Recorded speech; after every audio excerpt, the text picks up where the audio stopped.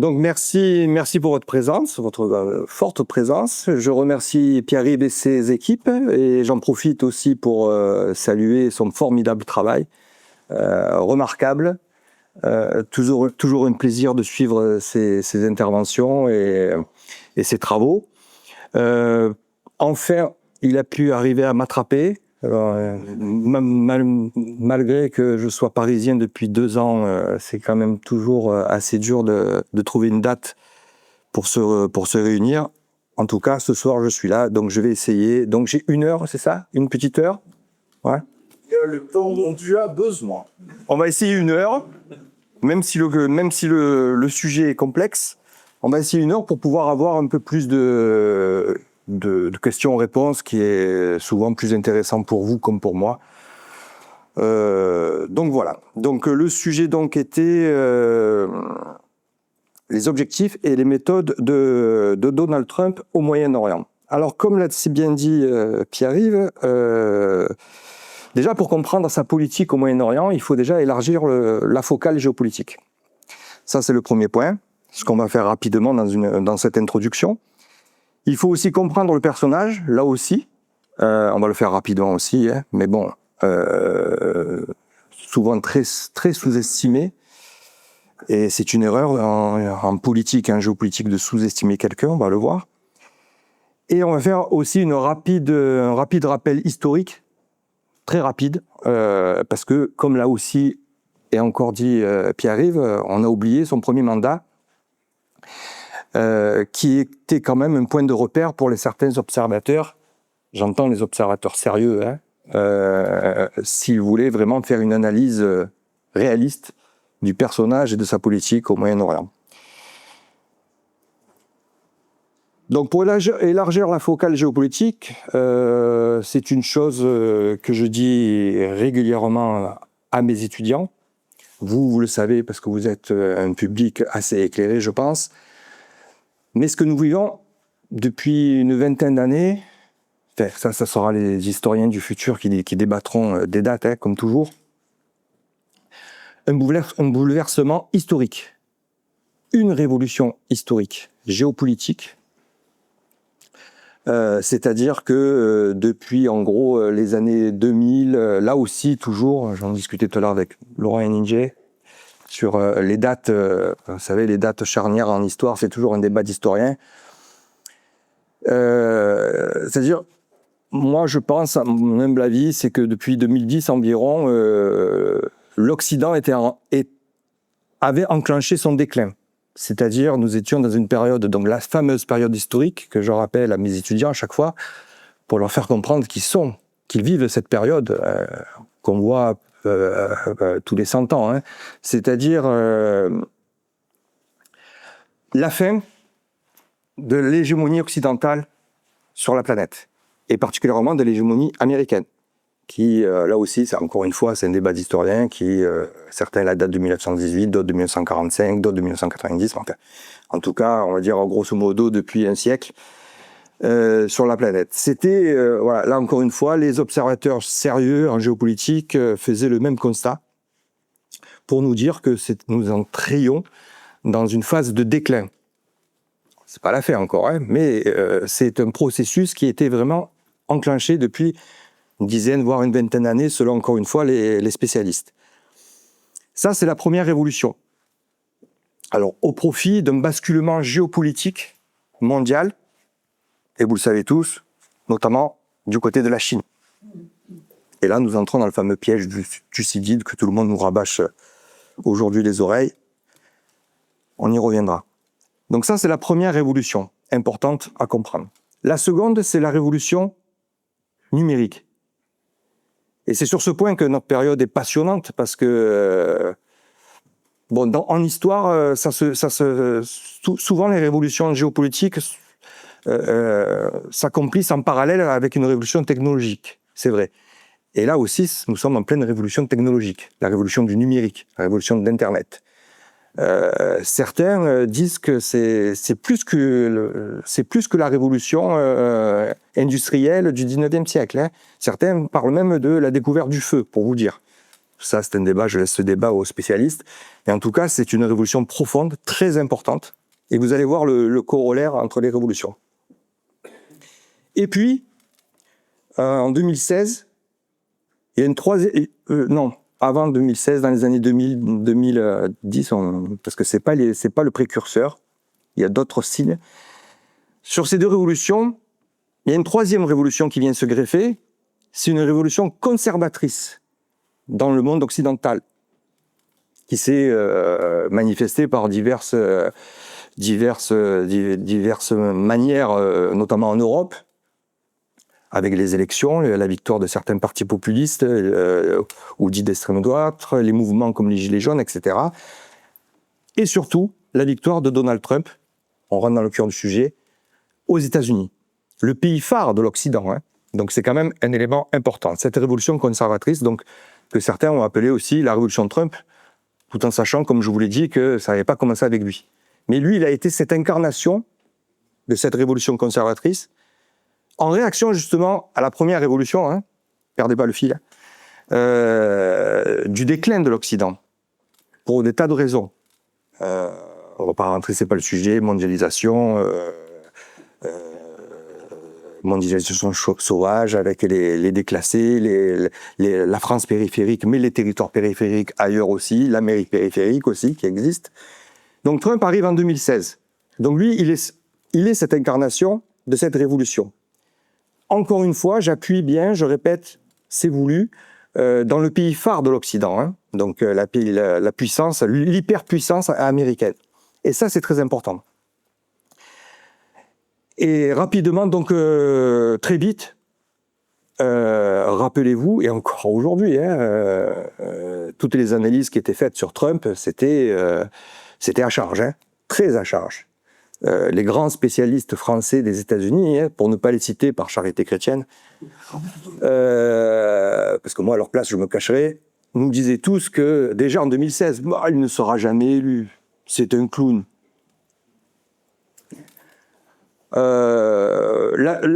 Une des rares qui avait fait une bonne analyse, c'était Laure Mandeville, qui avait écrit, donc correspondante du Figaro aux États-Unis pendant de longues années, qui n'est pas du tout pro-Trump, et qui avait écrit un bouquin, Qui est Trump, juste avant l'élection, et qui était la seule qui disait, attention, il peut être élu, il se passe quelque chose aux États-Unis, aussi en Occident, mais aux États-Unis particulièrement. Et donc il est élu. Donc on va pas faire le portrait de Trump, depuis on le connaît, mais en tout cas, qui est Trump ? Trump, c'est un nationaliste, ça c'est sûr, un réaliste, loin d'être idiot, comme on nous l'a présenté, très très très loin d'être idiot. Pour preuve, lorsqu'on est élu à la tête de la première puissance mondiale une fois, déjà, ça enlève quelques préjugés sur la personne. Ça devrait enlever quelques préjugés sur certaines personnes, parce qu'on ne devient pas comme ça au hasard, sur un coup de chance, le président de la première puissance mondiale, et surtout, depuis un an maintenant, réélu une fois, avec un comeback historique. Ça, il est rentré dans l'histoire, jamais personne n'a réalisé ce comeback. Il avait tout contre lui, c'était pas contre vents et marées, c'était contre ouragan, tsunami. Malgré cela, il a été réélu. La deuxième fois, il a été élu aussi, et ça c'est une chose importante, il y a des études qui sont en train d'être faites sur ce point, et qui nous intéressent à nous aussi en Europe et en France. Il a été élu en grande partie grâce aux médias alternatifs, la révolution numérique. C'est-à-dire, ils se sont aperçus que une grosse raison de... Il y en a d'autres, bien sûr, beaucoup plus importantes, beaucoup plus profondes, mais une grosse raison de sa victoire l'année passée, c'était les médias alternatifs. C'est-à-dire qu'aux États-Unis, déjà, et ça commence à arriver en Europe, l'opinion publique, les peuples, ne suivaient plus les grands médias, les médias mainstream. Ils se sont informés sur Internet, avec le pire et le meilleur. Mais en tout cas, ils n'ont pas suivi la doxa des grands médias, CNN, etc. Même pas Fox News, qui est plutôt à droite, et qui le soutenait, quoique les derniers temps de son premier mandat l'avait un peu lâché. Ils étaient fermés à cette doxa ambiante des médias. Voilà. Et ça, c'est très important, parce que ça arrive chez nous. Et petite parenthèse, c'est pour cela que les élites, enfin, j'aime pas ce mot, la caste, aujourd'hui, oligarchique européenne, progressiste, tout ce qu'on veut, a plus peur de cette révolution-là que des Russes. Hein. Ça, ils ont peur, ont très peur. D'ailleurs, on le voit, hein. Ça commence. Les censures, on essaye de réguler les réseaux sociaux, etc., etc., etc. Et oui, parce que l'information, c'est le pouvoir. Et lorsque vous perdez le monopole de l'information, vous perdez tout simplement le pouvoir. Et ça, c'est une révolution historique. Couplée, encore une fois, à la révolution technologique. Donc Trump, qui a été très sous-estimé, alors très vite, déjà, son parcours en lui-même déjà. Le livre justement de Laure Mandeville expliquait déjà ce parcours, sa psychologie, la psychologie du personnage pour comprendre qui était Donald Trump. Il faut bien comprendre, donc c'est un milliardaire, très important, dans l'immobilier, qui a fait fortune, enfin qui est fils de milliardaire, mais enfin lui il a développé la fortune familiale. Là aussi, hein, quand on disait que c'était un fils à papa qui quadruple le chiffre d'affaires du patrimoine familial, on a trouvé plus bête. Hein. En tout cas, lui, c'est ce qu'il a fait. Il a fait faillite, il s'est relevé, en tout cas, voilà. Dans l'immobilier, à New York. New York. Ce que je répète souvent lors de mes interviews, de mes interventions ou en cours avec mes étudiants, ce qu'on appelle ici en France les hommes d'affaires, on les appelle les requins. Hein. À New York, c'est des T-Rex. Hein. Donc les négociations, il connaît. Hein. Déjà, premier point. Pourquoi, alors, milliardaire, pourquoi il a ce sens politique? Il a cette faculté à sentir les peurs, les désirs du peuple américain, hein, de la majorité du peuple américain.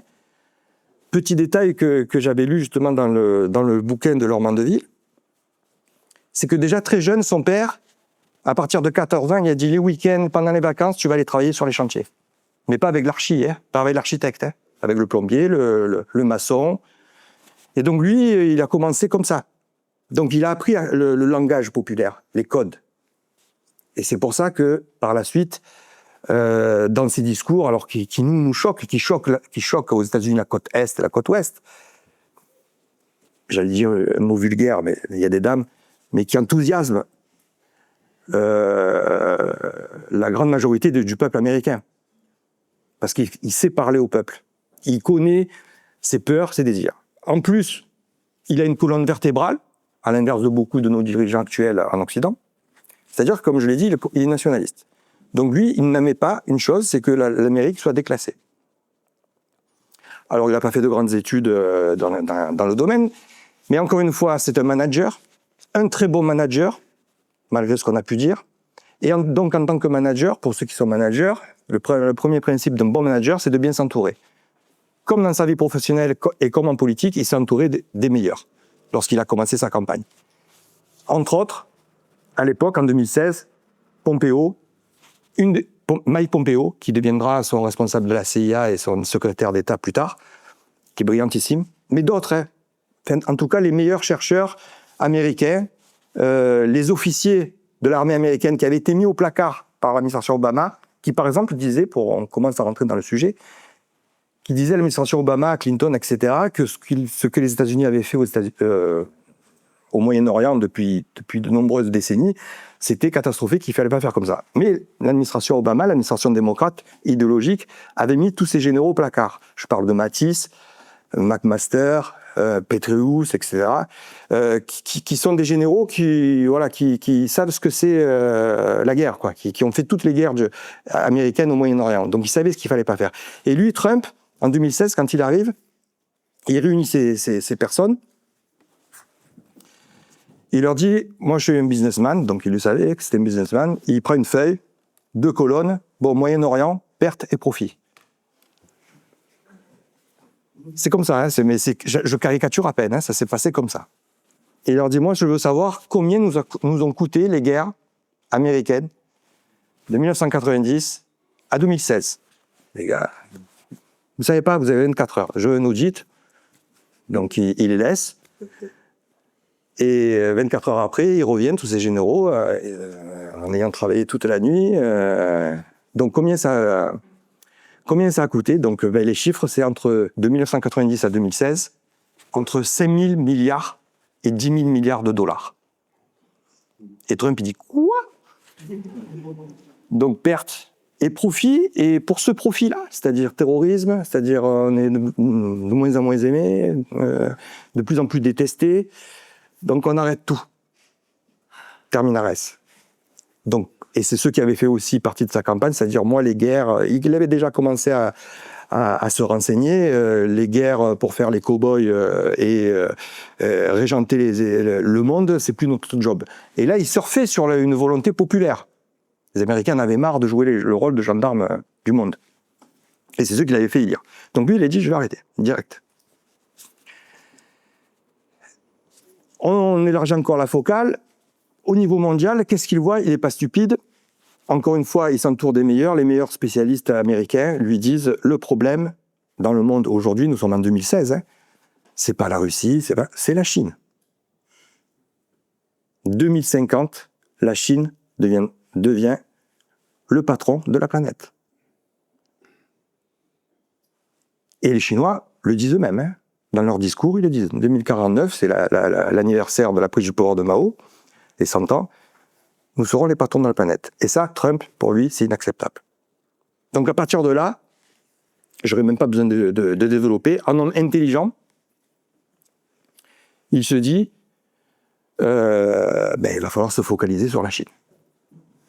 Donc le Moyen-Orient, j'ai plus besoin de leur pétrole. Alors le pivot justement asiatique avait commencé avant Trump. Il y avait déjà sous Obama, parce que bon, il n'y avait pas que les spécialistes autour de Trump qui avaient décrit la situation. C'était bien, même Huntington déjà en 97, je crois, avait déjà expliqué que la Chine était le premier rival de demain. Petite parenthèse, Huntington en opposition avec le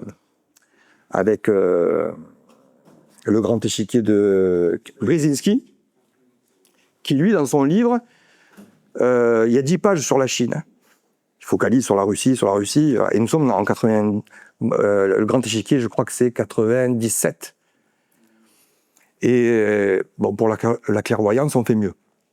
Huntington, lui, c'est un peu plus tard, je crois, et il le dit que c'est la Chine. D'ailleurs, Huntington prévoit même un conflit, il y a une dizaine de pages, dans le choc des civilisations, sur un conflit possible entre la Chine et les États-Unis. Donc lui, à partir de là, c'est clair, le Moyen-Orient, on n'en a plus besoin, surtout parce que nous avons le gaz de schiste et le pétrole de schiste, donc nous sommes moins dépendants. Donc il poursuit le pivot, mais vraiment de manière accentuée, le pivot de l'attention géopolitique mondiale des États-Unis vers l'Asie.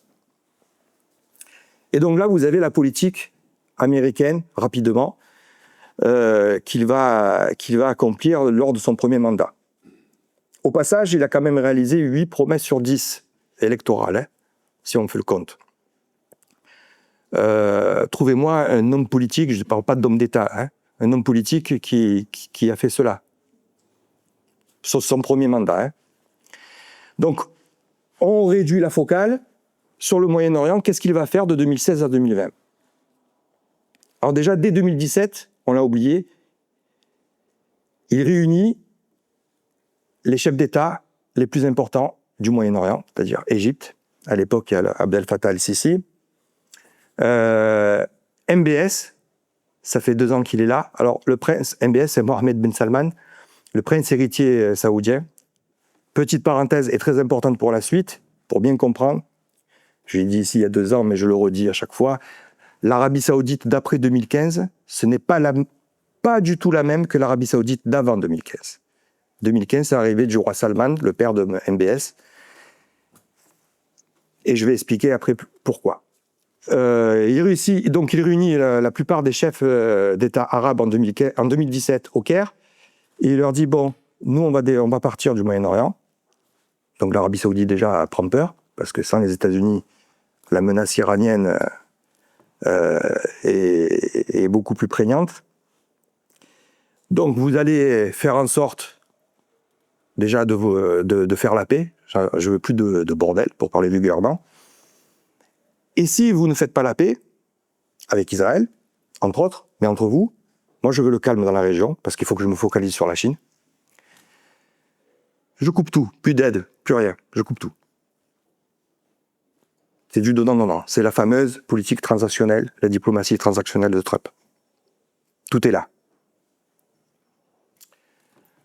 Donc ça, c'est le premier. Et lors de cette réunion très importante aussi, qu'on a oublié, c'est-à-dire les jeux troubles là contre les djihadistes, les terroristes, les familles qui payent Daesh, donc le roi Salman dit « mais c'est pas moi, hein, c'est pas toi, d'accord, mais tu laisses faire ». Donc ça, c'est terminé.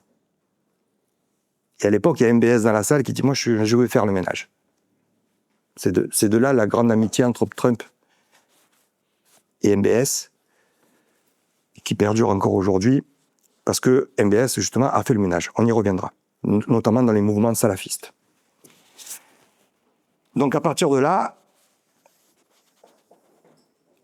c'est une rupture avec toutes les ambiguïtés passées des États-Unis, hein, notamment avec tous ces mouvements, même après le 2001, hein, même après le 11 septembre 2001. C'est-à-dire qu'il va vraiment avoir une lutte contre l'islam politique et les groupes terroristes, forcenés. D'ailleurs, c'est sous Trump que le coup fatal sur Daesh sera donné, entre autres. Un temps, ça c'est une promesse qu'il n'a pas réalisée d'ailleurs, il avait prévu d'inscrire l'organisation des frères musulmans sur la liste noire des États-Unis, sur la liste des organisations terroristes. Ça aurait changé beaucoup de choses. Hein. C'est toujours en cours, hein, on va y revenir. Ça là, il n'a pas réalisé parce qu'il y avait le Qatar.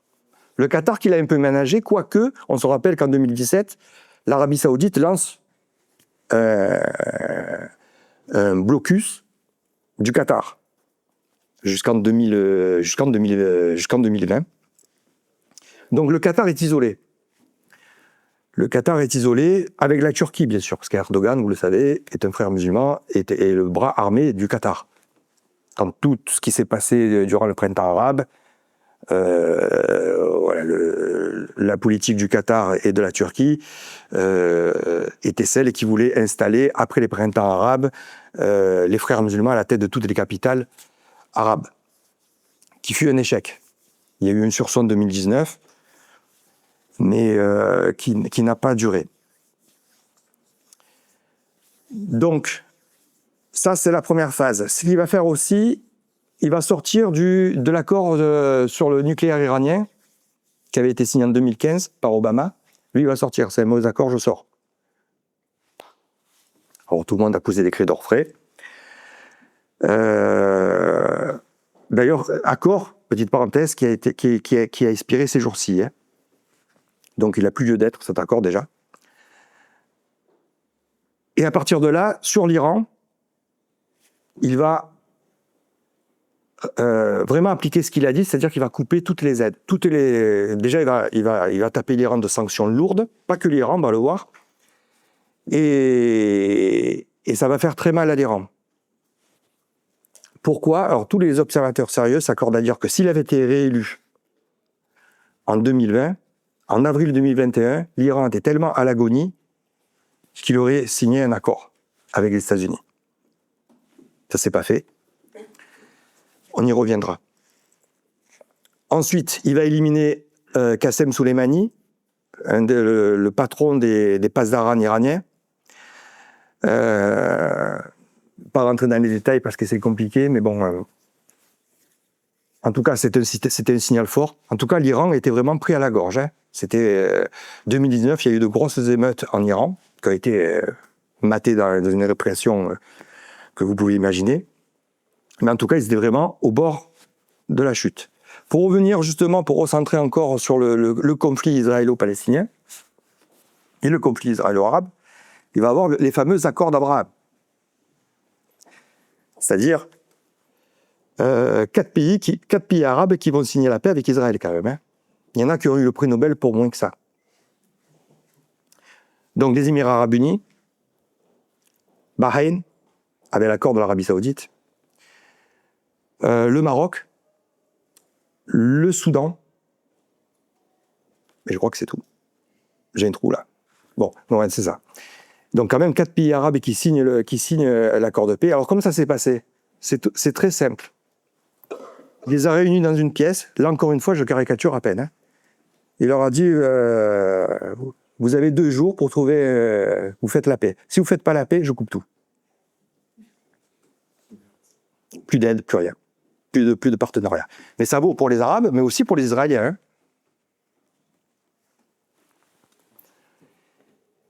Donc, une fois que les Américains sortent de la salle, Arabes et Israéliens, ils plaisantent là ou pas? Non, ils plaisantent pas. Il va le faire. Je caricature à peine. Hein. Ils ont signé l'accord. Voilà. Dans cet accord, on l'a oublié, il y avait l'accord, le Big Deal, le fameux Big Deal. Vous vous rappelez? Le plan de Trump pour la paix israélo-palestinienne. Là, ça a été pareil. Combien de roquettes lancées par le Hamas sur Israël entre 2016 et 2020? Pas beaucoup. Pourquoi? Parce qu'il a utilisé le même processus. Les gars, vous allez vous asseoir à la table, vous allez discuter, et moi je veux un accord. Pas d'accord? Plus d'aide. L'aide des États-Unis à l'autorité palestinienne et à toutes les organisations palestiniennes, c'est 1 milliard par an. Hein. Il les a coupés. Hein. Ça a fait mal. Et en plus, comme c'est les États-Unis, une fois que si les États-Unis coupent, l'ONU elle est obligée de suivre et les autres pays aussi. Donc ça a posé un gros problème. Pas d'argent, pas de guerre. C'est aussi simple que ça. C'est très marxiste, mais Marx il disait pas que des bêtises. Mais ça se résume à ça. Vous pouvez mettre toutes les idéologies que vous voulez, et pourtant je connais la région. Vous pouvez être le plus grand fanatique que vous voulez, avec la plus belle cause qui soit. Si vous n'avez pas l'argent derrière... Et Trump, ça, il a compris. C'est comme ça que ça a marché. Et pareil, s'il avait été élu en 2020, en janvier 2020, réélu en janvier 2020, 2021, le Big Deal était mis en place. Avec 2 États, ça aussi on l'oublie. Parce que tout le monde s'est moqué du processus de paix de Trump, mais c'était le plus sérieux, personne ne l'a lu. Hein. 180 pages, il y a les 2 États dedans. C'était le meilleur accord que pouvaient avoir les Palestiniens. Il parle même de Jérusalem. Lorsqu'il fait sa conférence, ceux qui avaient vu la conférence de presse le soir avec Netanyahou derrière, il dit si vous faites la paix, on pourra même discuter de Jérusalem. L'autre derrière, elle est sur YouTube. Allez revoir cette vidéo. Et ça s'est pas fait parce qu'il a manqué de temps. Le problème de Trump, c'est qu'il a souvent, durant son premier mandat, il a confondu le temps du business avec le temps de la politique, de la géopolitique, c'est pas le même. Depuis, il a appris. Hein. Voilà, en gros, grosso modo, ce qui s'est passé au Moyen-Orient durant son premier mandat.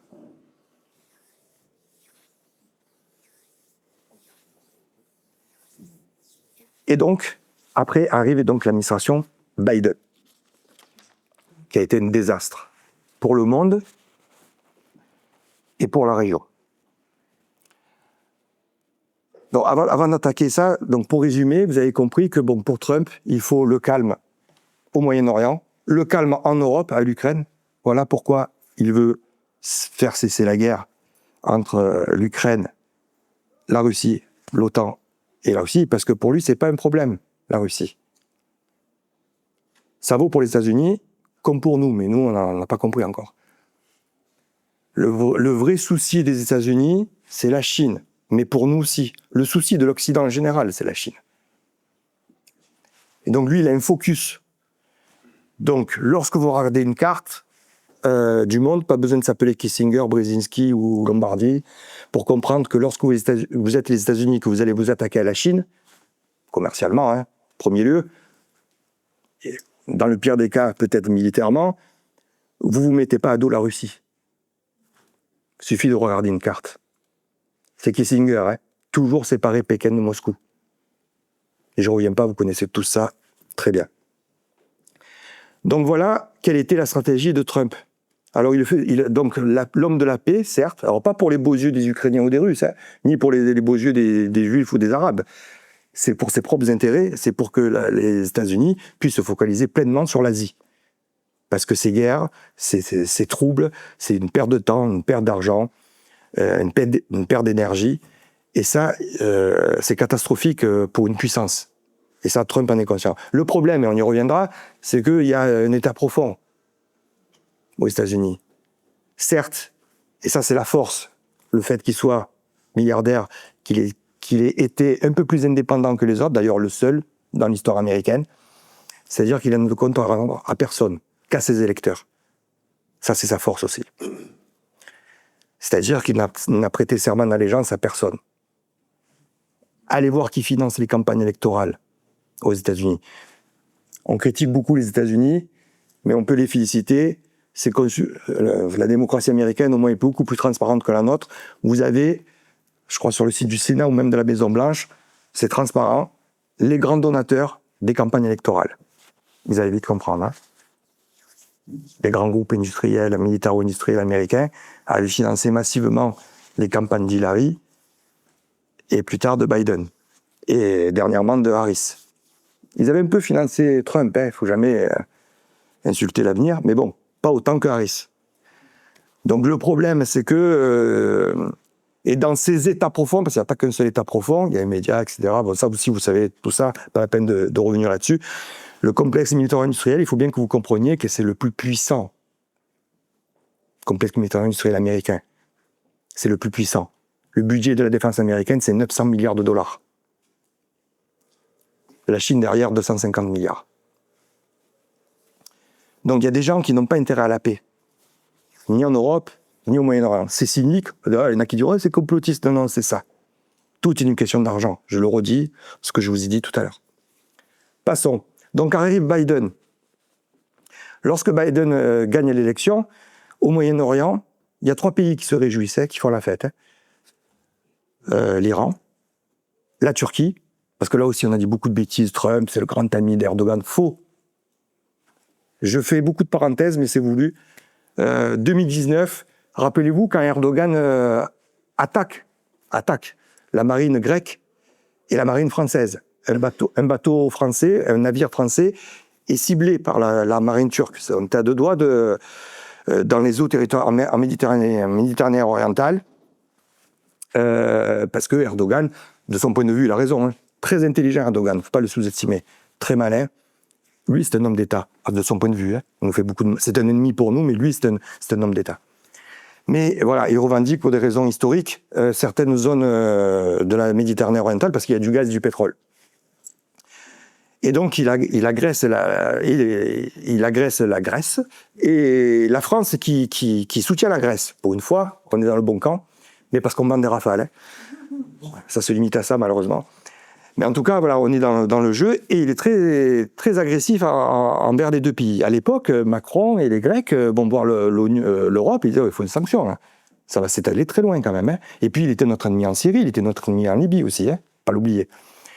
Et l'Europe dit non, pas de sanctions. Même 15 jours après, l'Europe vote une donation à la Turquie de 200 millions d'euros pour qu'il puisse garder les migrants chez lui. Ça, à l'époque des migrants, vous savez. Donc voilà, donc Erdogan n'était grand que parce que nous étions à genoux, des véritables serpillères, et il continuait comme ça. Les seuls à l'époque qui ont dit maintenant tu t'arrêtes, qui ont tapé du poing sur la table et dit arrête, terminé, tu arrêtes de suite, c'est Mike Pompeo, le secrétaire d'État américain de l'époque de Trump, qui lui dit tu attaques des membres de l'OTAN, parce que la Turquie fait partie de l'OTAN, hein. Donc tu arrêtes de suite, sanction. Il a voulu essayer, il a voulu tester, sanction. Et il s'est arrêté de suite. Sanctions commerciales, sanctions économiques. L'affaire du F-35, à l'époque, ça a commencé là. On ne te vend plus le F-35. Et il s'est arrêté de suite. Vous voyez, comme quoi l'argent, encore une fois, ça intéresse tout le monde. Et c'est les États-Unis, et donc Trump et Pompeo, qui ont arrêté la poussée agressive d'Erdogan contre la France, contre la Grèce et contre Chypre à l'époque, pour vous dire. On ferme la parenthèse. Donc, pour revenir au pays qui était content de la victoire de la victoire de Biden, pardon, c'était l'Iran, on l'a dit, bien sûr, hein, on va souffler, la Turquie, On va souffler ici. Puis après, quand vous regardez la politique turque, après, pendant la guerre en Ukraine, les chantages très, très, très, très subtils de Erdogan par rapport à l'entrée, vous vous rappelez, de la Finlande, il monnayait ça pour faire lever justement les sanctions que l'administration de Trump lui avait imposées. Il est parvenu d'ailleurs. Et le Qatar. Eh oui, le Qatar. Allez voir qui a financé les campagnes de Biden aussi. Pas directement, il n'y a pas de preuves, mais ils sont très intelligents. Mais allez voir qui finançait les think tanks autour des conseillers de Trump, de Biden, pardon, etc., etc. Et il y a un autre pays, au passage, qui était très content de la victoire de Biden, c'est la Chine. On l'oublie. Parce que, j'ouvre encore une parenthèse, lors de sa réélection, là, tout le monde a encore rigolé, tout le monde s'est moqué. Les Chinois, ils n'ont pas rigolé. Ils le prennent très au sérieux, Trump. Et à juste titre, on l'a vu depuis un an. Ferme la parenthèse, on y reviendra. Donc voilà le topo en 2020. Donc qu'est-ce qui va se passer? Donc Biden et son administration, qui sont des idéologues, des incompétents, la plupart des gens qui étaient autour de lui ne connaissaient pas le Moyen-Orient, en plus, et on repart dans les travers des néoconservateurs, même les néoconservateurs républicains, avaient quitté le camp de Trump, depuis que Trump était là, pour rejoindre le camp démocrate à l'époque. Je ne vous explique pas ce que sont les néoconservateurs, vous le savez très bien. Donc les néoconservateurs avaient tout, même les républicains, encore une fois, avaient rejoint le camp démocrate. Donc là, nous étions en pleine idéologie. Et dans l'administration Biden, qu'est-ce qu'elle va faire? Déjà, elle va déconstruire tout ce que Trump avait fait au Moyen-Orient. Lorsqu'il parle des accords d'Abraham, même pas il parle des accords d'Abraham. Des accords, mais... Voilà, pour vous dire, du coup, ça va l'idéologie, le sectarisme. En plus, qu'est-ce qu'ils vont faire? Sisi, MBS, Sisi, c'est le dictateur préféré de Trump. Donc on va revoir nos relations avec l'Égypte. Ah bon? Les Égyptiens vont dire ah bon? MBS, c'est un assassin, rappelez-vous. Il fait sortir le rapport de la CIA, qui est vrai. C'est vrai que de l'affaire Khashoggi. L'opposant de MBS qui a été découpé vivant. Ce qui est vrai. Dans le consulat d'Arabie Saoudite en Turquie, à Istanbul. Donc là, les pays, les dictateurs, on va dire les États forts, l'euphémisme de cette région, vont se dire qu'est-ce que c'est? On retombe à l'époque d'Obama. Vous retombez dans les visions idéologiques et manichéennes. Ce qu'il ne faut jamais faire en géopolitique. Trump, lui, s'en fout. Lui, il leur a dit, vous gérez vos pays comme vous voulez, moi je n'ai pas de problème. Et au contraire, si vous me découpez quelques islamistes, il n'y a pas de problème. C'est ce qui s'est passé pour l'affaire Khashoggi. Quand Trump a écouté, parce que les Turcs avaient espionné, il y avait les écoutes, c'était horrible. C'est-à-dire, il le piquait à la drésanine pour pas qu'il s'évanouisse pendant qu'il le découpait vivant. C'est comme disait Audiard, c'est tous les charmes de l'Orient, moitié loukoum, moitié ségu. Voilà. Et quand Trump écoute ça, il dit mais qu'est-ce qu'il fait, mon protégé? Et même lui a hésité, tellement il a été vraiment choqué. Et ses conseillers ont dit ok, mais Khashoggi, il critiquait MBS, mais il vous critiquait aussi dans le Washington Post et tout, donc bon. Parce qu'à l'époque, tout le monde disait, ça y est, ils vont le lâcher. Nos médias, nos grands spécialistes des États-Unis, ça y est, MBS va être lâché par Trump. À l'époque, j'avais écrit, vous pouvez retrouver l'article, une interview, on me demandait, j'ai dit, mais non, il va pas le lâcher parce qu'il a besoin de lui. C'est un pragmatique et un réaliste. C'est triste, mais c'est comme ça. Il faut être cynique. Donc là, on revient dans l'idéologie démocrate et néoconservatrice, changement de régime. Et donc, en Arabie Saoudite, ça va loin. C'est-à-dire que Biden, il dit, le prince, il faut qu'il soit destitué.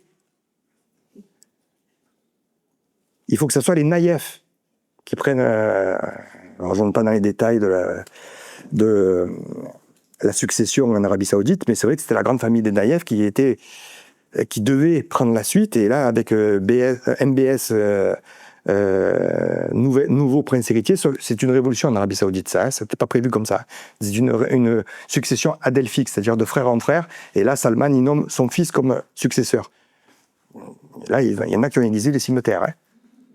D'ailleurs, il y a eu 2 tentatives d'assassinat sur MBS. Donc là, avec Biden, ça va très loin. Donc là, l'Égypte, les Émirats arabes unis aussi. Vous n'êtes pas une démocratie, il faut plus de démocratie chez vous. On bloque les armes. Vous aussi, comme les Saoudiens, les armes que vous avez achetées à Trump, ah oui, parce que Trump, au passage, il vend toujours des armes. Pour un peu calmer le complexe militaro-industriel. Il donne des gages. Donc voilà, donc ces trois pays qui sont les trois piliers du Moyen-Orient et qui avaient vaincu justement l'axe Qatar-Turquie lors des printemps arabes, qu'est-ce qu'ils vont faire? Je vais vite dans le temps, hein, mais ils vont rejoindre les BRICS. Hein. Ça se serait jamais fait avec Trump. Hein. Déjà. Sauf que pour la petite histoire, après il y a la guerre en Ukraine, et au bout d'un an, les sanctions ne marchent pas. Merde, ça ne marche pas. Il n'y a aucun pays dans le monde qui a voté des sanctions, à part l'Europe, le Japon, l'Australie, quelques pays, mais tous les autres pays de la planète, aucun pays arabe n'a voté de sanctions contre la Russie. Et donc l'administration Biden dit merde, il y a un problème là. Au bout d'un an, ça ne marche pas les sanctions. Il faut faire le coup qu'avait fait Reagan dans les années 80, qu'on a oublié. Je reviens sur Reagan. C'est-à-dire, à l'époque, Reagan, nous sommes en pleine guerre froide, il dit pour faire tomber l'URSS, il faut taper sur le pétrole. Donc il envoie ses conseillers voir le roi d'Arabie Saoudite, il lui dit tu vas augmenter la production, les prix vont chuter, ça va ruiner l'URSS, qui était déjà productrice de pétrole, grande productrice de pétrole. Vous avez la vraie cause de la chute de l'URSS ici, qui est peu connue et qui est une des plus importantes. Alors l'Afghanistan, la course à l'armement, le bluff de la guerre des étoiles, tout ça. Là, vous avez la vraie cause. Donc Biden et ses conseillers disent bon, on va essayer de refaire le même coup. Sauf que MBS, l'Arabie Saoudite, qui est le patron de l'OPEP, on l'a beaucoup critiqué. Et rappelez-vous donc la visite humiliante de Biden en Arabie Saoudite, c'était en juillet 2022, je crois, pas dire de bêtises. Donc c'était quelques mois après l'invasion russe en Ukraine. Donc là aussi, je vais caricaturer. Et, excuse-moi, j'ai besoin de toi. Et MBS dit, oui, mais je suis pas un paria, je suis pas un boucher. Ouais, non, mais on oublie.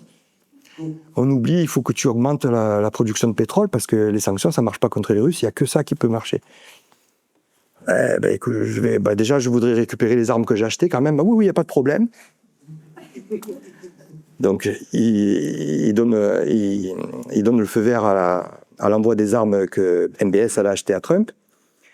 Et au bout de 2 semaines, annonce l'Arabie Saoudite, en réunion avec l'OPEP, augmente la production, 2 semaines, de 200 000 barils. Ce qui est dérisoire. Hein. Donc les Américains, ils appellent, c'est pas ça qu'on a demandé, c'est plus. Plus. Bon, je vais encore réfléchir. 2 semaines plus tard, en accord avec la Russie, parce que l'OPEP plus Russie, ça date de 2017, ça c'est dans mon autre livre, Poutine l'Arabie, les membres de l'OPEP, l'Arabie Saoudite, décident de réduire la production de pétrole. Merci. Décident de réduire la production de pétrole. Et là, les prix augmentent. Humiliation totale de l'administration de Biden. Et un signe des temps. Hein. Il y a 10 ans, ça ne serait jamais produit. L'Arabie Saoudite était aux ordres des États-Unis depuis 1945 et le pacte du Quincy. Là, on s'aperçoit qu'il y a quelque chose.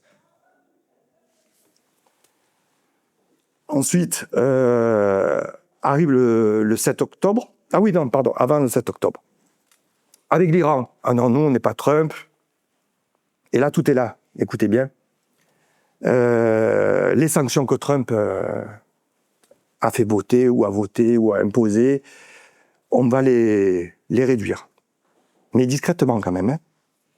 Les médias français, il n'y a aucun média français qui en a parlé. C'est les médias américains, là, encore une fois, il faut saluer la presse américaine. Parce que même si elle est partisane, elle fait son job, elle. Vous trouvez des très bons sujets, des très bonnes analyses dans le New York Times, dans le Washington Post, sur la Russie, sur l'Ukraine, alors qu'il est sur le Moyen-Orient. Ils font leur job. Même s'ils sont anti-Trump, etc., mais ils font leur job de manière honnête et sérieuse. Et de manière donc très discrète, certaines sanctions que Trump avait imposées à certains dirigeants iraniens, ça c'est les plus efficaces, hein, parce que les sanctions sur les États. Et quand on commence à toucher les dirigeants iraniens, là ça fait mal. C'est pour ça que les Iraniens commençaient à réfléchir. Et là, ces sanctions sont levées. Pareil pour parce que Biden, on va revenir dans le JCPOA, l'accord sur le nucléaire, qui est un bel accord, etc. Donc, tout ce que Trump a fait, c'est n'importe quoi. On va revenir. Donc, en guise de bonne intention, moi, je lève certaines sanctions de manière discrète. Là aussi, petite parenthèse, 2019-2020, les milices chiites pro-iraniennes et même le Hezbollah commençaient à grincer des dents, même fin 2019, parce qu'ils ne recevaient plus de financement de l'Iran. Ils n'avaient plus d'argent. Les Houthis, pareil. Donc ça commençait à aller très mal. Il y avait des gros problèmes en Irak, les milices chiites irakiennes qui commençaient à se rebeller contre les Iraniens parce qu'il n'y avait plus d'argent. Ah ouais, on peut plus payer.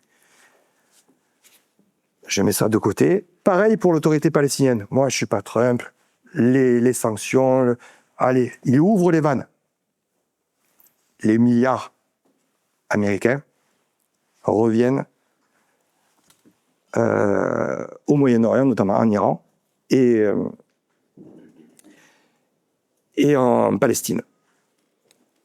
Aussi, le Hezbollah, rappelez-vous le Hezbollah, sous l'administration Trump, on a oublié ça, l'administration Trump avait diligenté la DEA et le FBI et les services secrets américains, de la CIA et les autres services, une grosse enquête sur les liens entre le Hezbollah et le narcotrafic international. Et des têtes commençaient à tomber. Ils tapaient au portefeuille, vous voyez, toujours. Biden arrive, l'enquête est supprimée. Pour faire plaisir aux Iraniens. Hein. Donc, comme je vous l'ai dit aussi, les aides reviennent vers l'autorité palestinienne, vers les organisations de l'ONU. Entre-temps, vous avez vu l'UNRWA, les affaires de corruption. Bon, les Israéliens savaient tout ça. Maintenant, ils l'ont sorti parce que c'était leur intérêt de le sortir plus tard, ces temps-ci. Mais voilà, tout le monde le savait que c'est... Voilà. Ceux qui sont allés... Alors ça aussi, c'était quelque chose... c'est un point d'honneur pour moi. Les gens qui ne sont jamais allés en Israël, et encore moins dans les territoires occupés, et encore moins à Gaza, en principe, je ne parle même pas avec eux. Parce que moi, j'ai vu ce qui se passait là-bas. J'ai compris où passait l'argent. Voilà, dans les territoires, même à Gaza, j'étais en 2013, quand vous voyez des Mustangs à 100 000 $, le bas prix, hein, passer, et quand vous dit, c'est les fils du Hamas, c'est les fils de l'autorité palestinienne.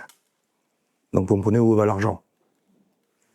Donc après, lorsqu'on nous fait la morale, allez voir les comptes des chefs du Hamas, les comptes de Ali Khamenei. Donc Trump, encore une fois, lui, il sait qu'il faut taper au portefeuille. C'est la jurisprudence Al Capone, hein, pour régler un problème, vous tapez au portefeuille. En principe, ça résout beaucoup de choses. Et très vite. Donc voilà où on en est. Donc à partir du moment où Biden retire toutes ces aides, qu'est-ce que vous avez? Ça recommence. Dès avril 2000, ça commence dès avril 2021 ou 22, je ne sais plus. Les premières roquettes qu'on recommence à être tirées sur Israël. Pas de secret, hein. Quand vous n'avez plus d'argent, que vous détournez majoritairement l'argent qu'on vous envoie, ben, c'est pas pour faire des hôpitaux, c'est pas pour faire du bien à votre peuple, c'est pour vous armer. Et si vous n'avez pas d'argent pour renouveler votre stock de roquettes, vous ne pouvez pas les lancer. C'est pour ça que pendant le mandat de Trump, ils n'ont pas lancé de roquettes. C'est aussi simple que ça. Là, il y avait l'argent qui revenait, on peut lancer des roquettes. Je le caricature à peine, hein, c'est comme ça que ça se passe. Et donc après, vous avez le 7 octobre, c'est pour ça qu'il y a une grosse responsabilité. On l'a peu dit, mais moi je l'ai écrit dès le début, de l'administration de Biden. Parce que déjà, le Hamas, lui, a repris de la force, donc justement, avec toutes ces aides qui sont revenues, entre autres, hein, pas que ça. L'Iran aussi a pu refinancer les Houthis, etc. Les Houthis, entre parenthèses, encore une fois, beaucoup de parenthèses, mais je suis obligé, les Houthis que Trump avait inscrits sur la liste des organisations terroristes. Hein. Biden arrive, les lève de l'organisation terroriste. Donc on a vu la suite. Ça, on ne vous le dit pas, mais vous pouvez vérifier. Hein. Tout ça, c'est l'administration Biden. Et donc après, vous avez le 7 octobre. Donc on ne va pas revenir sur le 7 octobre, sur les massacres et le massacre du 7 octobre. On va revenir, c'est parce qu'on n'a pas trop le temps, sur les conséquences et le bilan, en fait, et en parallèle par rapport à la politique de Biden et de Trump. Donc au début, on a vu que Biden et son je dis Biden le pauvre, mais c'est surtout son administration, encore une fois, ce sont des incompétents, des idéologues, et qui n'avaient pas de levier. On l'a vu avec l'Arabie Saoudite, l'Égypte aussi, ils sont venus à Canossa, au Caire, pour supplier Sisi d'intervenir, parce que Sisi, depuis 2014, c'était le seul qui était arrivé à instaurer des trêves entre le Hamas et Israël. Bon, là, pour le coup, c'était beaucoup trop grave. Et il n'était plus maître de rien, l'administration Biden. On l'a vu, hein, il était complètement dépassé. Netanyahou faisait ce qu'il voulait, Israël faisait ce qu'il voulait, et de l'autre côté aussi. Il n'y avait pas de politique claire. Donc à partir de là, qu'est-ce qui se passe? Lorsque Trump arrive, lui, il va reprendre sa politique toute simple. Et comme je l'ai dit, sa politique, elle s'appuie sur une diplomatie transactionnelle. Ça, je vous l'ai expliqué.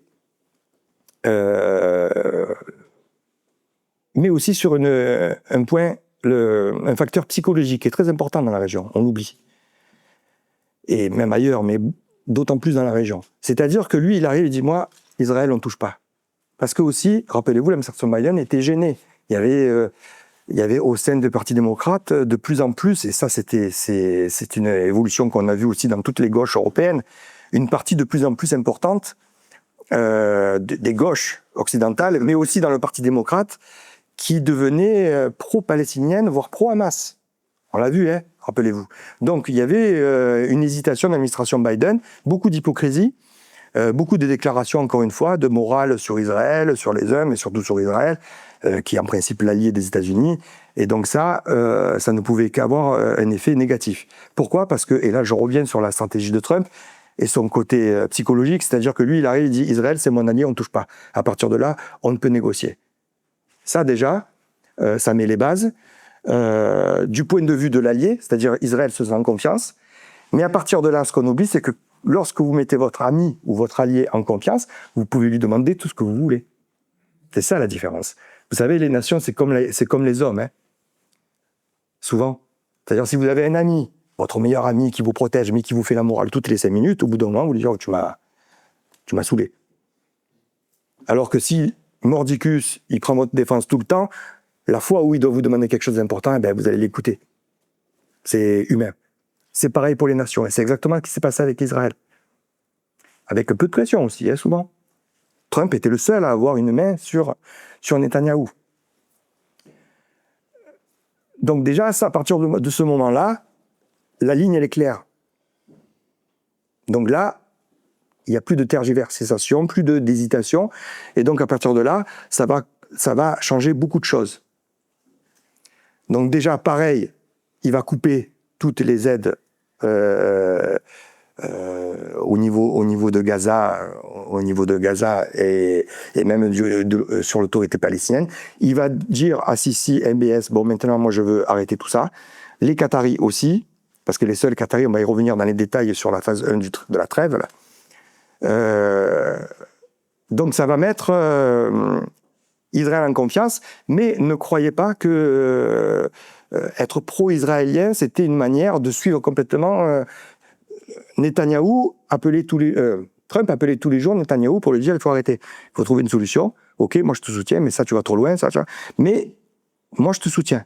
En façade, je te soutiens. Pas de critique internationale, je te soutiens, mordicus. Et c'est ça qui va changer beaucoup de choses. Et à partir de là,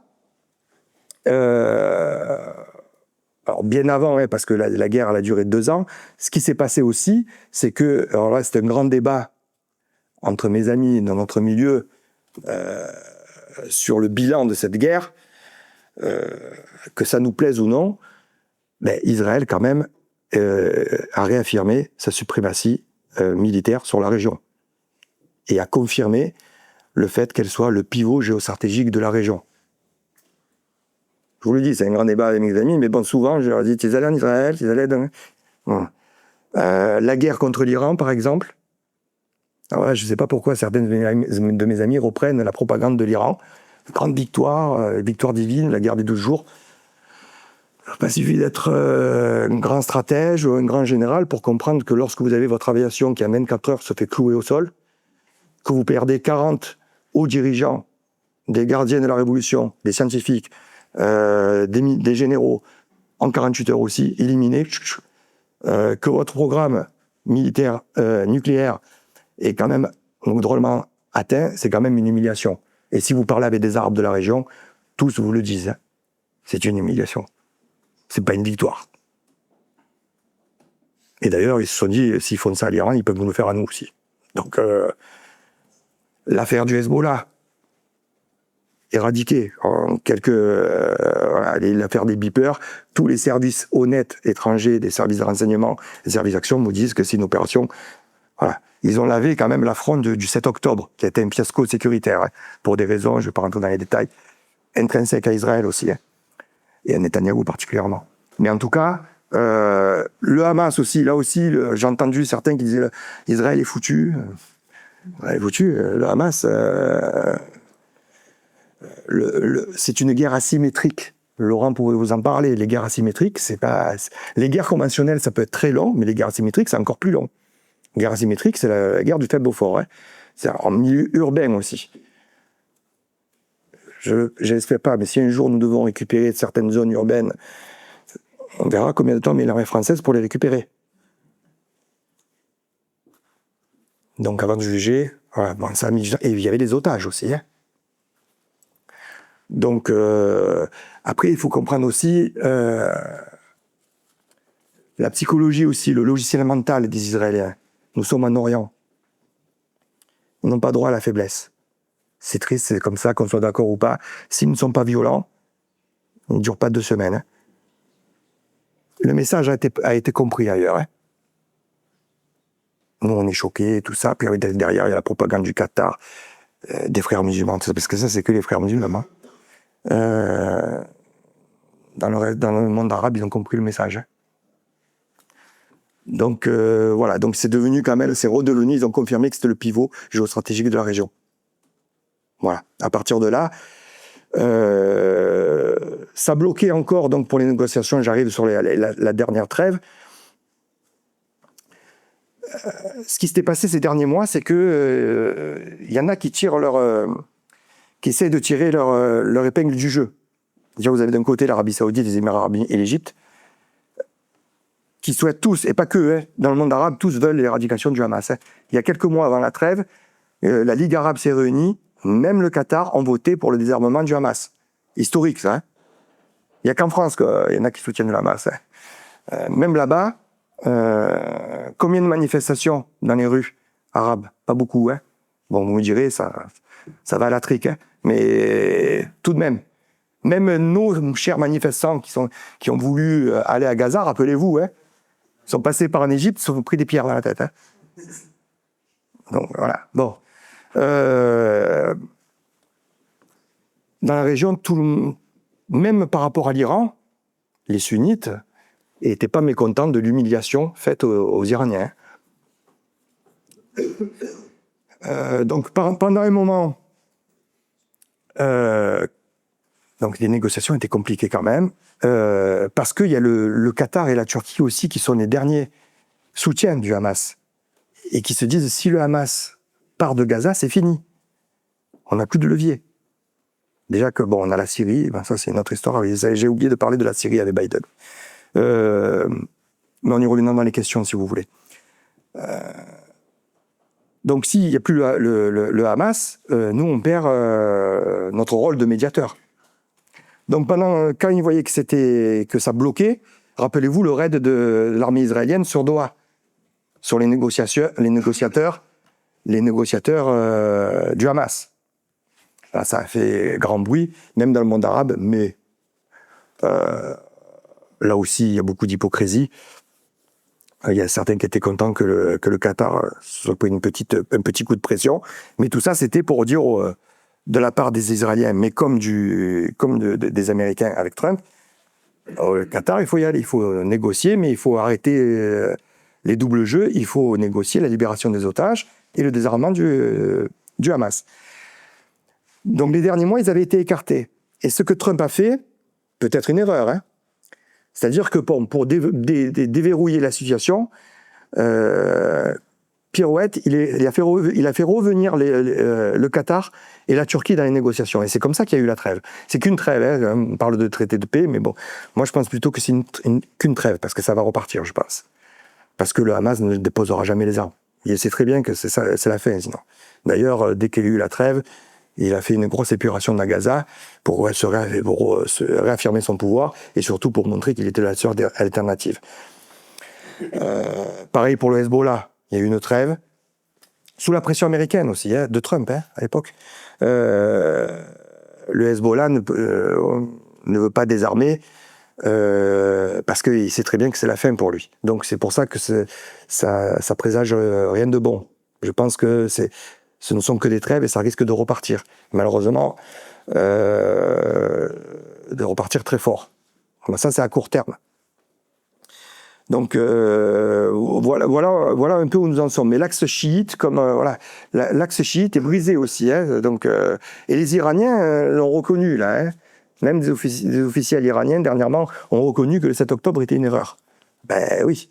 Donc quand on vous dit que l'Iran, si vous reprenez la propagande iranienne, c'est sûr que bon, mais c'est pas une victoire, c'est loin d'être une victoire. Et ils ont pris beaucoup de coups. Donc Trump aussi, lors de la guerre des 12 jours, vous l'avez vu, il est rentré. Là aussi, c'était un grand débat avec mes amis. Vous voyez, tu vois, Trump, il va suivre les néoconservateurs, il revient dans l'ancienne politique de l'interventionnisme, il veut faire tomber le régime. Ça, c'est important qu'on en parle parce que vous allez comprendre pourquoi. Et j'ai dit, attendez. Il intervient, il bombarde avec les B2, ok, mais c'est pas encore fait. Il est très surprenant et effectivement, il nous a sorti une pirouette géopolitique dont il a le secret, encore dans les négociations, hein, toujours. Et réplique de l'Iran, téléphonée, hein, rappelez-vous, réplique de l'Iran sur la base américaine qui avait été évacuée. Pitoyable, quoi. Même Trump les a remerciés, merci de nous avoir avertis.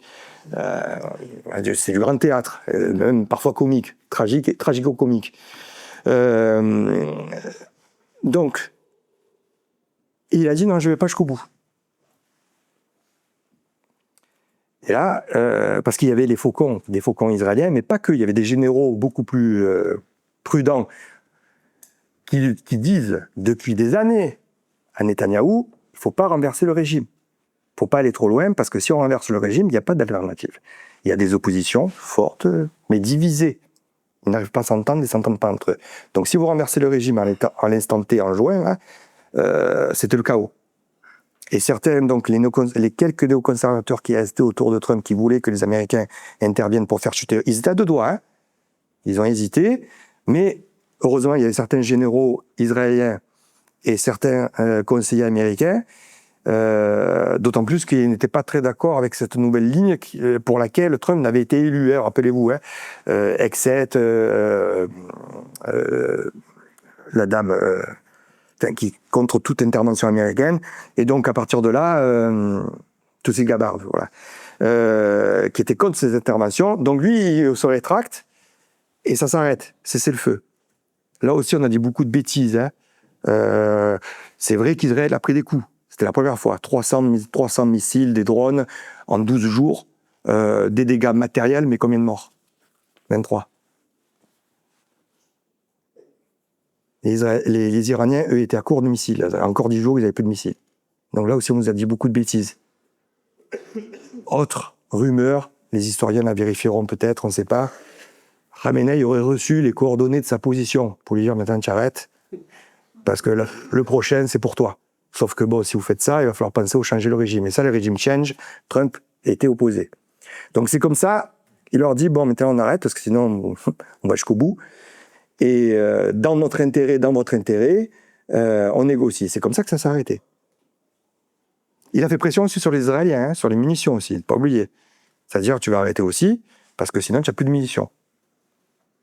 Comme quoi, voilà. On dit beaucoup de bêtises aussi sur la relation entre Trump et les Israéliens, mais il sait s'imposer. Il sait mettre la pression aussi aux Israéliens, quoi. D'ailleurs, sinon, on ne serait pas arrivé à cela. Donc, à partir de là, il y a le cessez-le-feu entre l'Iran et Israël. Pour la petite histoire aussi, hein, là aussi, c'était un autre débat, discours avec mes amis qui me disaient les Russes et les Chinois ne laisseront pas faire. Grosse rigolade. Les Russes et les Chinois se foutent royalement de l'Iran. La Chine, très discrète, mais qui a été très influente, a fait passer les messages, hein, qui a de bonnes relations aussi avec Israël. Hein. On ne touche pas aux raffineries de pétrole. Hein, parce que la Chine est le premier client de l'Iran pour le pétrole. Et aussi, ils ont fait passer le message aux Iraniens, vous arrêtez, parce que moi, je veux mon approvisionnement en pétrole. C'est leur seule faiblesse aux Chinois, hein, le pétrole. D'ailleurs, aucune raffinerie n'a été bombardée, hein, vous avez vu. Les Russes, pour la petite histoire, lorsqu'ils ont senti que les Américains et les Israéliens peut-être allaient faire tomber le régime, il y a des envoyés russes qui ont rencontré les Israéliens pour leur dire attention, vous savez, pour voir quel était leur plan B. Si vous renversez le régime, vous savez qui vous allez remplacer? Voilà, pour être au courant. Parce que les armes que les Israéliens ont détruites, d'ailleurs, ça sort, Yossi Cohen, l'ancien responsable du Mossad, avait rencontré à Moscou quelques semaines avant les Russes pour leur dire on va bombarder l'Iran. Hein. Donc les S-400, les S-300 et les 400, vous laissez passer. Les Russes, si on détruit les armes qu'ils ont vendues à l'Iran, ils s'en foutent, surtout si elles sont payées, ils en revendront d'autres. C'est cynique, mais c'est comme ça. Et les Russes aussi, on dit beaucoup de bêtises sur les relations entre les Russes et les Israéliens. Les Russes connaissent très bien le Moyen-Orient, depuis 3 siècles. Hein. Ils ne sont pas arrivés en Syrie en 2015. Hein. Il y a eu une certaine période de froideur. Mais en tout cas, bon, je l'ai écrit, vous l'avez vu, lorsque les Russes protégeaient Assad, le ciel syrien était israélien, hein, avec l'accord des Russes. Hein. Il y a eu plus de 1000 frappes, alors je ne sais plus combien, en quelques années, c'était toujours en accord avec les Russes. Les généraux russes et israéliens se co-téléphonaient quotidiennement. Pour le Golan, c'est les Tchétchènes pro-russes de Kadyrov qui sont venus protéger le Golan du Hezbollah. Donc vous voyez, quand on gratte un peu, les coulisses, c'est pas ce qu'on veut nous montrer. Et ça me permet de revenir sur l'affaire de Syrie, Al-Joulani qui lance l'attaque sur Damas en décembre. Un coup de l'administration Biden, hein, qui donne le feu vert à Erdogan, qui lui donne le feu vert à Joulani. C'est-à-dire, ils poussent des islamistes à prendre le pouvoir à Damas. C'est-à-dire, c'est la suite de leur plan qu'ils avaient eu, les néoconservateurs et le Qatar et la Turquie depuis 2011. Pourquoi? Vraiment une politique de Frankenstein, vous voyez. Mais pourquoi? Pour affaiblir les Russes en Ukraine. Tout simplement, c'était leur seul objectif. Et ça s'est avéré juste parce que les Russes n'étaient pas en capacité de protéger Damas. Ils étaient trop occupés avec la guerre en Ukraine, trop impliqués pour protéger sérieusement Assad et son régime. Pour la petite histoire avant de partir, les Russes communiquent aux Israéliens les 10% d'informations qui leur restaient pour détruire la totalité de la petite flotte syrienne et surtout des armes et surtout de l'aviation syrienne. Joulani prend Damas le 7, je crois, le 9 ou le 10, Israël détruit la totalité de la marine et la totalité de l'aviation syrienne qui est restée. Alors, ils ont toutes les infos qu'ils veulent, les Israéliens en Syrie. Sauf peut-être qu'il leur manquait 10%, c'est les Russes qui leur ont donné. On leur dit, bon, ça, vous ne savez pas où c'est là, allez-y. C'est les Russes qui leur ont donné l'info. Voilà, pour vous dire que après, le Sud global ne les saura jamais faire. L'Inde a soutenu mordicus Israël dans cette histoire, depuis le début. Voilà. Donc, vous savez, le Moyen-Orient, comme en géopolitique en général, hein, c'est C'est Shakespeare, hein, c'est Macbeth. C'est ce qui est blanc est souvent noir et ce qui est noir est souvent blanc. Voilà. Donc, pour revenir, on en est à combien là? 1 heure? Je crois que je vous ai tout dit pour comprendre un peu la politique de Trump. Alors, à court terme, comme je vous l'ai dit, je ne crois pas à la paix. Je pense qu'il va y avoir un nouvel épisode, une nouvelle phase, parce que le Hamas ne voudra pas désarmer. Comme je l'ai dit, donc Trump a fait revenir le Qatar et la Turquie dans le jeu, alors qu'ils étaient écartés depuis quelques mois, pour vraiment débloquer la situation et pour libérer les otages. Voilà. Ça a permis aussi à Israël de faire une pause, parce que quand même, c'est quand même une guerre. Donc, je vous l'ai dit, une guerre asymétrique, et en plus sur plusieurs fronts, conventionnels et asymétriques. Donc, quand même le faire. Il n'y a pas beaucoup de pays qui sont en capacité de le faire. Et avec ce succès, même si certains disent que c'est un succès relatif, ça a coûté 100 milliards, entre 70 et 100 milliards de dollars, hein, la guerre. Donc, ça permet aussi à Israël de reprendre son souffle. Mais je pense que Trump a eu son petit moment de victoire, mais ça va pas durer. En tout cas, là, vous avez vu que les Turcs essayent de s'implanter à Gaza pour reconstruire tout ça. Les Israéliens ont dit niet. Normal. Donc là, l'Égypte, qui est très incontournable dans les négociations, eux veillent au grain aussi. Parce que vous avez remarqué qu'à Sharm el-Sheikh, lors du sommet pour la paix, il n'y avait pas l'Arabie Saoudite ni les Émirats Arabes Unis, qui étaient vexés. Parce qu'eux, ils ont le plan B. Hein. Le plan B, c'est quoi? C'est que on dégage le Hamas, on refonde l'autorité palestinienne. On a les gens pour ça. Hein. Il y a des gens, certaines personnes qui sont prévues pour gérer Gaza, parce que les Israéliens ne récupéreront pas Gaza. Ils n'en veulent pas. Et au final, aller dans le sens de Trump, c'est-à-dire peut-être un plan de paix israélo-palestinien, qui aboutira avec 2 États. Hein. Et Netanyahou le sait, il ne veut pas le dire, mais il le sait. Ça finira comme ça. Parce que si vous reprenez le big deal de l'époque, qui n'a pas pu aboutir, je vous l'ai dit, il y a tout dedans. Il y a les 2 États, il y a peut-être même une capitale partagée, donc on verra ce que ça donnera. Petite information aussi, comme quoi on dit beaucoup de bêtises, et ils sont pro-israéliens. Vous avez vu que là, il y a eu un vote symbolique à la Knesset il y a quelques jours sur la Cisjordanie, sur l'annexion. Vance était en Israël, il dit ça, c'est hors de question. Vance, qui est catholique, très pro-israélien, et par la voix de Trump, il a dit si vous faites ça, vous perdez le soutien d'Israël. Des États-Unis. Voilà. C'est pas anodin, ça. C'est passé très peu dans les médias, mais c'est pas anodin. Donc, vous voyez, la pression, Trump, il sait la mettre aussi. Voilà. En tout cas, lui, ce qu'il veut, on revient à ce que je vous ai au début, c'est vraiment pour l'Europe. Alors, on l'a vu, c'est compliqué, on en parlait tout à l'heure avec Laurent. Je pense pour l'Ukraine, là aussi, il y a des forces occultes et puissantes qui n'ont pas intérêt à la paix, mais au Moyen-Orient aussi. C'est ça le problème de cette région, c'est que pendant plusieurs décennies, il y avait beaucoup de personnes qui n'avaient pas intérêt à la paix, du côté israélien comme du côté arabe.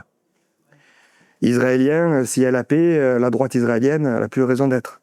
Du côté côté arabe, s'il y a la paix, le Hamas, il n'y a plus de raison d'être. L'Iran, elle perd sa carte dans le monde sunnite. La Turquie perd sa carte dans le monde sunnite. Aussi dans le monde arabe, pardon. Donc, vous voyez, il y a beaucoup de gens qui ont intérêt à ce qu'il n'y ait pas de paix dans la région. Sauf que le contexte a changé. Il y a Trump. Arrivera-t-il à imposer la paix? Oui ou non, on verra. Il y a les pays autour, l'Arabie Saoudite, etc., Émirats Arabes Unis, l'Égypte et d'autres pays, et on parle même de la Syrie, mais ça sera plus compliqué, je pense, qui veulent faire la paix avec Israël. Pour la bonne et simple raison, pour faire du commerce. Parce qu'eux, ils ont compris aussi qu'il y a la Chine derrière. Le monde a changé. Donc là, c'est les seules touches d'espoir qu'il peut avoir, mais encore une fois, il faut vraiment que ceux qui n'ont pas intérêt à la paix soient écartés. Alors pour l'instant, on s'y achemine. À court terme, de manière violente, je pense, parce qu'il va y avoir encore peut-être un conflit entre l'Israël et l'Iran. Et le Hezbollah risque d'être tapé. Mais vous voyez, au Liban, tout le monde veut que le Hezbollah soit désarmé. Le Hamas, plus personne ne le soutient, mis à part les Turcs et les Qataris. Les populations aussi aspirent aussi. Ils en ont ras-le-bol aussi. Il faut le comprendre. Parce que tout ça s'était entretenu, il y avait beaucoup de propagande. C'est qui était derrière tout ça? C'était les anciens dictateurs qui jouaient la carte israélienne, parce que pour occulter les problèmes internes, il fallait trouver la cause palestinienne. Mais ils s'en foutent royalement des Palestiniens. D'ailleurs, ils ne veulent même pas les recevoir chez eux. Et ça, c'était les dictateurs, les hommes forts, mais après, ça a été relayé par... C'est un fonds de commerce pour qui aussi? C'est un fonds de commerce pour l'islam politique, les frères musulmans, qui est plus dangereux que Daesh. Sauf qu'on oublie qu'aujourd'hui, l'islam politique est en recul dans le monde arabe, même en Iran, qui est un islam politique chiite, mais inspiré des frères musulmans. Khomeini s'est inspiré de tous les préceptes de la conquête du pouvoir d'Hassan el-Banna, entre autres. En Iran, vous le voyez, là-bas, les filles, elles se dévoilent, elles risquent leur vie pour se dévoiler. Voilà. Dans le monde arabe aussi, il y a un recul de l'islamisme, mais aussi, pas que de l'islamisme, de l'islam. Il y a une montée d'athéisme impressionnante. Pourquoi? Parce que les régimes forts qui n'ont plus intérêt, avec MBS, comme je vous l'ai dit, qui a fait le ménage dans le salafisme, et les autres pays qui ont mis au banc de la société et qui ont compris leur douleur avec les printemps arabes, les frères musulmans sont classés comme organisations terroristes dans pratiquement tous les pays du monde arabe. Égypte, Émirats arabes unis, Arabie saoudite, etc., etc. Bon, là, il y a le problème de la Syrie, mais c'est à part. En tout cas, on a vu que tous les islamistes étaient en recul. Le Maroc a écarté les frères musulmans qui étaient... la Jordanie a aussi écarté les frères musulmans qui étaient au pouvoir, au Parlement. Au Maroc, pareil. Donc il y a un recul dans la société et les pouvoirs ont pris conscience qu'il fallait arrêter de jouer avec le feu avec cette organisation. Ça aussi, c'était historique. Il n'y a qu'en Europe. C'est heureux comme un frère musulman en Europe. Et en France particulièrement.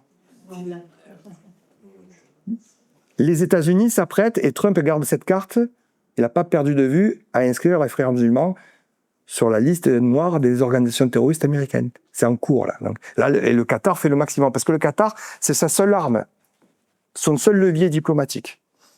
C'est comme ça qu'il est très influent. C'est d'ailleurs pour ça qu'on ne touche pas aux frères musulmans en Europe. Le Qatar Gate, vous avez entendu parler.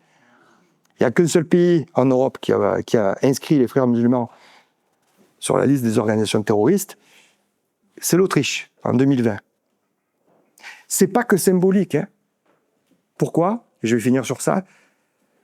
Parce que si vous inscrivez les frères musulmans qui sont très riches, soutenus par le Qatar, et très très riches par leurs propres moyens aussi, et qui diffusent là, toutes ces manifestations pro-palestiniennes, pro-Hamas, c'est les frères musulmans qui sont derrière. Toutes ces revendications communautaristes, c'est les frères musulmans. Ce qu'ils ne peuvent plus faire chez eux, dans leur pays d'origine, ils le font en Europe.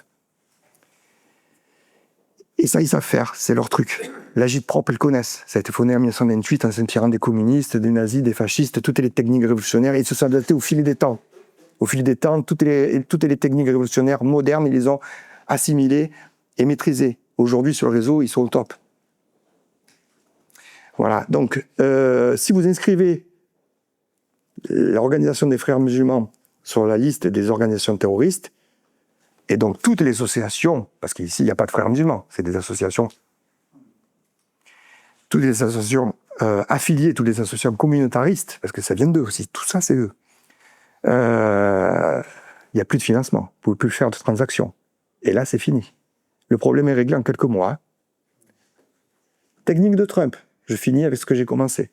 Vous tapez au portefeuille, la jurisprudence Capone, vous tapez au portefeuille, vous réglez le problème. Et encore une fois, vous pouvez être le plus grand fanatique qui soit, le plus grand idéologue qui soit, s'il n'y a pas l'argent derrière, vous ne durez pas très longtemps. Même dans l'islamisme. MBS l'a fait avec le salafisme. Fait le ménage. Voilà, donc, rapidement, pessimiste à court terme, mais peut-être à long terme, peut-être un peu plus optimiste. Ça dépendra de Trump, ça dépendra des gens qui le combattent à tous les niveaux. Et ça dépendra encore une fois des gens qui n'ont pas intérêt à la paix s'ils ne sont pas écartés du process. Voilà. Cher camarade, si tu veux plus de contenu, de réinformation, d'éducation populaire et de formation intellectuelle, n'hésite pas à faire un don sur notre page Tipeee.